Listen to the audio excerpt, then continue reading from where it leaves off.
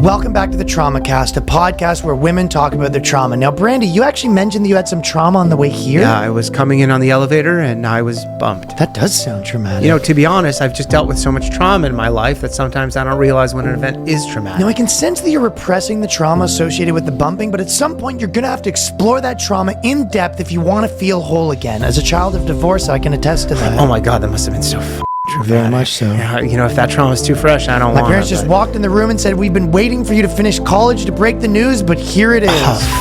That's traumatic. Yeah. As someone who recently went through a traumatic breakup 9 years ago, I can say... Oh my God, I didn't realize that you were only 9 years into dealing with the trauma of a breakup. Can you talk about it, or is the trauma too fresh? When you spend every day with someone for weeks and then out of nowhere they just decide to stay with their husband, it can have traumatic consequences. Poor wounded soul. The fact that you got out of bed this morning to come to this studio is nothing less than heroic.